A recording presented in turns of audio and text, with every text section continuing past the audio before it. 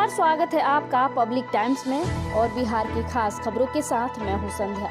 तो आइए देरी न करते हुए जानते हैं आज की बिहार की खास खबर को। पटना राज्य में कोरोना के हालात पर चर्चा करने के लिए मुख्य सचिव अमित सुबहानी की अध्यक्षता में क्राइसिस मैनेजमेंट ग्रुप की अहम बैठक हुई।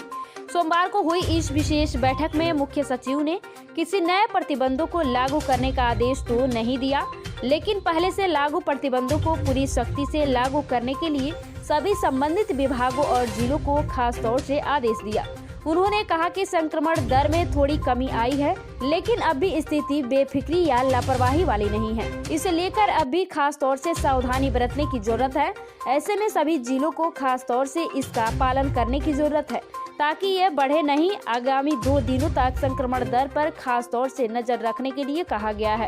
इसके बाद आगामी 20 जनवरी को फिर से सीएमजी की बैठक होगी।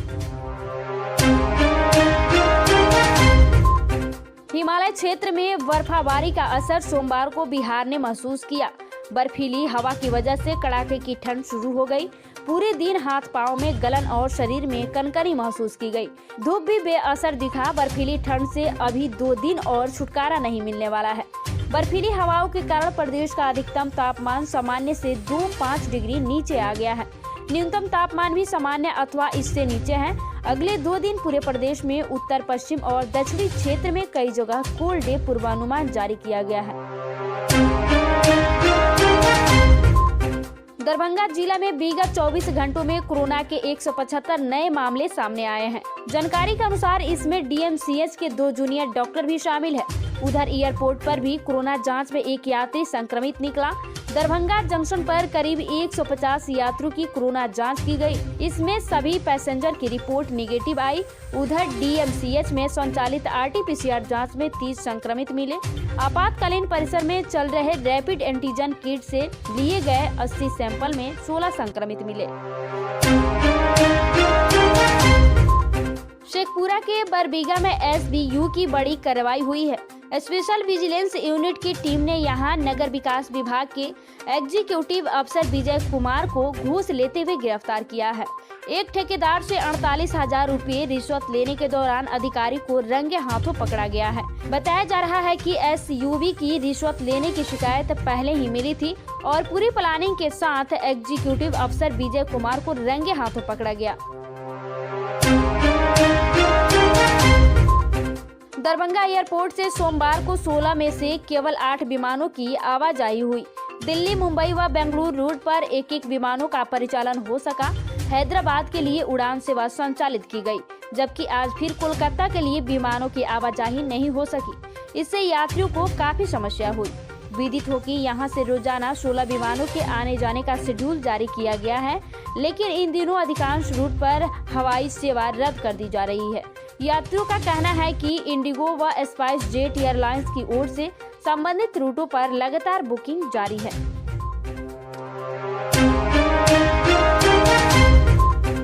नए वर्ष में टनकुपा प्रखंड वासियों के लिए एक अच्छी खबर है।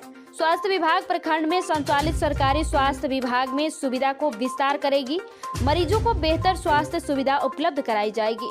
सभी प्रकार की जांच अस्पताल में ही उपलब्ध मिलेगा। प्राथमिक एवं उससे आगे की चिकित्सा सुविधा मिलेगी। योजना के तहत पीएचसी टनकुपा को 20 बेड वाली आधुनिक संसाधनों से लैस अस्पताल भवन विभाग द्वारा बनाकर मिलेगा। भवन निर्माण के लिए अस्पताल परिसर में पर्याप्त जमीन की मापी किया गया। भवन निर्माण होने के बाद अस्पताल नए भवन में कार्य करेगी। नए भवन की चिकित्सा सुविधा के साथ बेड बढ़ाया जाएगा। भवन 2023 तक पूर्ण निर्माण कर पीएचसी टनकुपा को सौंप दी जाएगी। मेरा गांव मेरी धरोहर ऐप के जरिए अब कॉमन सर्विस सेंटर गांव के बिखरे धरोहरों को सहेजेगा। हर गांव का सर्वे कर धरोहर को केंद्र सरकार तक पहुंचाएगी। फिर हर गांव यानी उसकी धरोहर को कोई भी कहीं से देख और जान सकेगा। इससे आने वाले समय में गांव की संस्कृति को नई पहचान मिलेगी। इसके लिए कला संस्कृति मंत्रालय में सीएससी को जिम्मेदारी दी गई है। सीएचसी जिला के हर गांव में जाकर धरोहर की जानकारी एकत्रित कर ऐप पर डालेगी। सर्वे के दौरान गांव के अपनी धरोहर, संस्कृति, विशेषता, रहन सहन की भी जानकारी देंगे। उनका भी नाम और फोटो के साथ वीडियो को ऐप पर अपलोड किया जाएगा। धरोहर के साथ ऐप सामाजिक कार्य और सुविधाओं को भी जानकारी देगा। बिहार में कोरोना वायरस संक्रमण की तीसरी लहर को देखते हुए लागू की गई सख्त गाइडलाइंस 21 जनवरी को खत्म होने वाली है। मुख्यमंत्री नीतीश कुमार की अध्यक्षता में आपदा प्रबंधन समूह की बैठक के बाद 4 जनवरी को नई गाइडलाइंस जारी की गई थी, जो 5 जनवरी से पूरे राज्य में लागू है। इस गाइडलाइंस के अनुसार रात 8 बजे तक सभी दुकानें बंद करने, रात 10 बजे से नाइट कर्फ्यू, आवश्यक सेवाओं को छोड़कर अन्य सभी कार्यालयों में 50% उपस्थिति, सभी शैक्षणिक संस्थान और मॉल पूरी तरह बंद करने जैसे प्रतिबंध लगाए गए हैं। अब सवाल यह है कि 22 जनवरी से लागू होने वाली गाइडलाइंस में पाबंदियां बढ़ेगी या घटेगी। खगड़िया जिले के गोगरी थाना क्षेत्र के जमालपुर बाजार के रहने वाले खद्दान व्यवसायी के खाते से साइबर अपराधी ने ओटीपी पूछकर 11 लाख रुपए उड़ा लिए। व्यवसायी मयंक सुमन ने गोगरी थाना में लिखित आवेदन देकर सोमवार को एफआईआर दर्ज कराई है। शिकायत में कहा गया है कि बंधन बैंक खाता से साइबर अपराधी ने 5 बार में रविवार की रात 11 लाख रुपए की निकासी कर ली। दरअसल व्यवसायी ने ऑनलाइन एक सामान मंगाया था। उसे लौटाने के लिए एक व्यक्ति से रविवार की रात बात की। इस दौरान उसने ओटीपी पूछा। उसको लेकर मोबाइल पर एक लिंक आया, जिसे ओपन करते ही उसके बैंक खाते से 5 बार में 11 लाख रुपए गायब हो गए। आने वाले दिनों में बिहार में शराबबंदी का उल्लंघन करने पर दंड के प्रावधान बदल सकते हैं। इसके लिए नीतीश सरकार बिहार मद्य निषेध एवं उत्पाद अधिनियम में संशोधन की तैयारी कर रही है। आगे अपराध की गंभीरता के आधार पर केवल जुर्माना या जेल अथवा जुर्माना और जेल दोनों के दंड मिल सकते हैं। कतिपय साधारण मामलों में राहत देने पर भी विचार चल रहा है। गौरतलब है कि पिछले कुछ दिनों से शराबबंदी कानून के प्रावधानों को लेकर भाजपा और जेडीयू के बीच खटास बढ़ रही थी।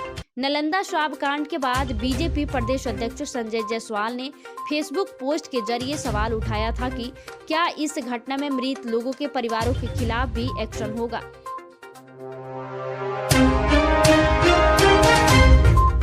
सामान्य ग्रेजुएशन के लिए चलने वाले कॉलेज से बीटेक का फॉर्म भरा गया। आवेदन की सत्यता की जांच में निकले अधिकारियों की टीम ने जब कॉलेज की जांच की तो पता चला कि यहां किसी तरह का टेक्निकल कोर्स चलता ही नहीं है। इसी तरह कुर्नी के एक +2 हाई स्कूल से छात्रों के बीबीए का फॉर्म स्कॉलरशिप के लिए भरा। इस तरह 1-2 नहीं बल्कि बड़ी संख्या में छात्रों के आवेदन मिले हैं। कहीं फर्जी कोर्स तो कहीं फर्जी छात्र के नाम पर स्कॉलरशिप लेने के लिए आवेदन किए गए हैं। पोस्ट मैट्रिक स्कॉलरशिप की जांच में यह मामला सामने आया है। सत्र 2019 से 20, 2020 से 21 और 2021 से 22 के लिए आए हुए आवेदन की जांच के आदेश मिला है। जिले के अंदर के संस्थाओं के लिए आए आवेदन की जांच अलग अलग टीम बनाकर की जा रही है।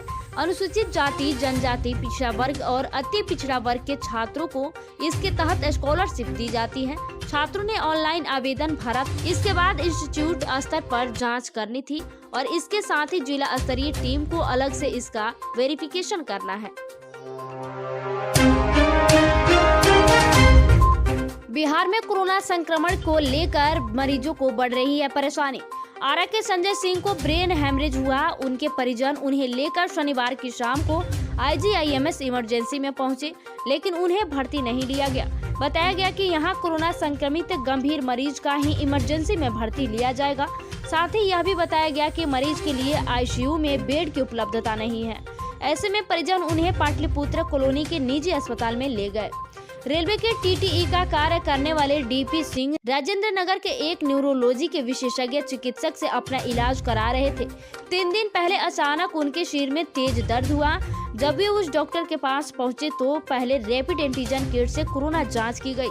उसमें वे संक्रमित पाए गए। सिर दर्द से वे लगभग बेहोशी की अवस्था में थे।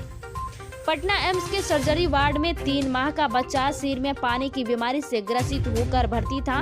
उसके ऑपरेशन की तिथि तय कर दी गई थी। इसके एक दिन पहले उसके ऑपरेशन को 1 सप्ताह के लिए टालने की सूचना परिजनों को दी गई। बताया गया कि कोरोना संक्रमण के कारण अभी ऑपरेशन संभव नहीं है। यह तब की स्थिति है जब उस बच्चे का सिर का फूला हुआ हिस्सा तेजी से बड़ा हो रहा था। तो ये थी बिहार की खास खबर। धन्यवाद।